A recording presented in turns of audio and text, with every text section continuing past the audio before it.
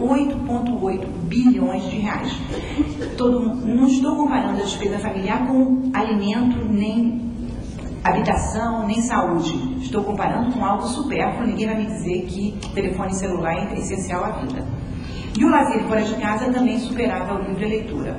Dentro do livro e leitura, a gente tinha, o principal componente era revistas e depois jornais, que consumiam 53% do total dos gastos. Bom, eu vou tentar abreviar, porque acho que ela briga aqui comigo.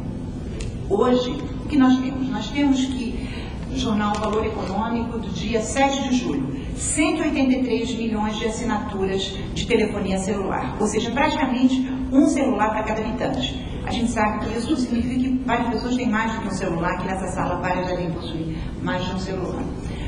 Ou seja, a telefonia celular deve estar consumindo uma fatia ainda maior do orçamento.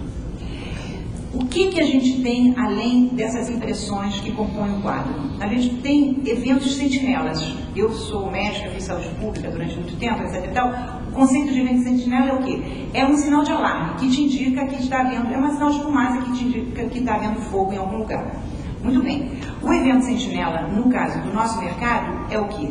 É o fechamento de diversas livrarias importantes em vários estados do Brasil. Recentemente, a livraria Jenkins, de Belém do Pará, fechou. Em Brasília, fechou a Casa do Livro, que é uma livraria que tinha mais de 30 anos. No Rio de Janeiro, na zona norte do Rio de Janeiro, a zona sul, apenas nos últimos 2 anos, fecharam livrarias como Argumento, uma loja em Copacabana, Renovar, Letras e Expressões, Pororoca. No centro da cidade fechou Ciência e Cultura. Bom, eu não vou fazer aqui a lista. Nós não estamos aqui para nos lamentar. Nós estamos aqui para tentar pensar soluções e esta é a oportunidade. Nós precisamos, então, eu vou falar, não vou repetir tudo que o Maneco já disse, tudo que o Marcos Pérez já disse. Eu vou pegar um gancho que foi o final da primeira palestra do John Thompson hoje de manhã, que disse o seguinte: você precisa de um mercado diversificado, saudável e amplo, né, variado de pontos de venda. Foi a última frase que ele disse para a sobrevivência do mercado editorial. E aí eu vou ler aqui para vocês, só não vou dizer qual é o nome da empresa, um exemplo de um outro ramo da indústria, o que eles estão fazendo. Com o faturamento em alta de 9% em 2009, a divisão de produtos de consumo da empresa X já colhe resultados da nova estrutura de vendas implantadas há um ano no Brasil. O modelo regionalizou o comando da companhia, deu autonomia aos executivos em cada área e fortaleceu a presença no varejo de pequeno porte. O desempenho da divisão brasileira ficou muito acima da média global, cujas vendas encolheram 1,6% em 2009. E este ano devemos crescer 2 dígitos robustos.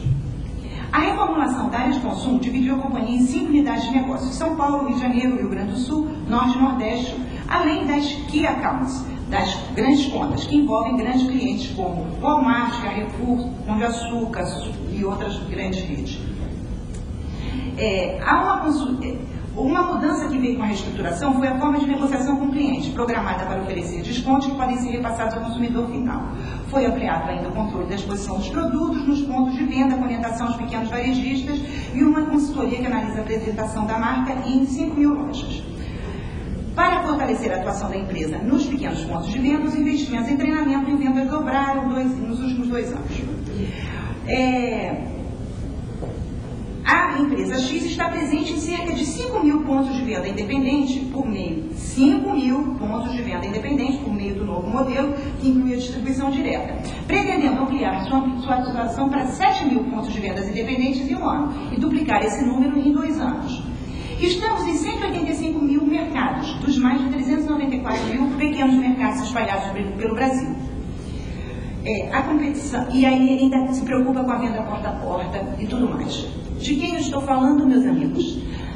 Quem é que descobriu que o pequeno varejo é a solução para não ser refém das grandes redes, daqueles 6% de empresas que, hoje em dia, segundo a Sônia Jardim, vou dizer, ela é diretora do Grupo Record, um dos maiores grupos editoriais, ela disse: 70% das minhas vendas estão na mão das grandes redes. Entretanto, editores pequenos como a Jorge Arnes dizem, não, mais ou menos meio a meio. Qual é a solução? Qual é a solução da sobrevivência para os editores? Eu estou aqui me dirigindo aos editores, porque são vocês que estão com as facas e o queijo na mão. Ou vocês se tornam reféns das grandes redes, que são apenas 6% das empresas, o poder de barganha é imenso e que fazem aquilo que o Marcos acabou de provar, ou vocês seguem o modelo de alguém bem sucedido, uma multinacional pequenininha chamada Johnson & Johnson. Aliás, a L'Oréal também está fazendo a mesma coisa. E quando eu disse pontos de venda, eu estou falando farmácias. 5 mil farmácias independentes querem passar para 7 mil e querem dobrar esse número em 2 anos. É bem parecido com o livro, não é verdade? Agora, a estratégia é completamente diferente, meus amigos. Era só isso que eu queria dizer. Eu queria dizer mais uma coisinha, uma frasezinha. Um diálogo havido há tempos entre um grande jornalista, Hermano Alves, que morreu na semana passada, e um político a ver sua leitura. Você precisa ler um livro. Ah, é? Qual? Qualquer um.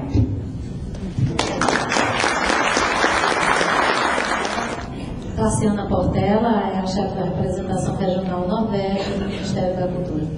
Antes de mais nada, eu gostaria de agradecer a ANL pelo convite de estarmos aqui também no momento que é no momento também de pensar e de discutir a questão das soluções, né?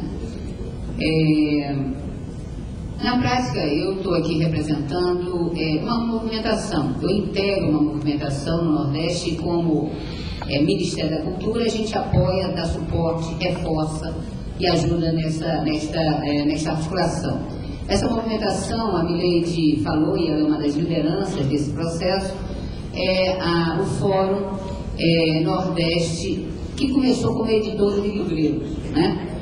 Fórum Nordeste de Editores e Livreiros. Começou assim e hoje se amplia para ser, de fato, um Fórum Nordeste do livro, né, e da leitura. Mas por que iniciou com esse foco em editores e livreiros? Por algumas várias questões. Do ponto de vista dos livreiros, a gente ouviu bastante o quadro que se coloca, né, de maneira intensa aqui, e foi mostrado ontem, inclusive, que diminuiu, né, no Norte e Nordeste diminuiu o número de livrarias, né, foram as duas regiões, né, onde houve uma diminuição.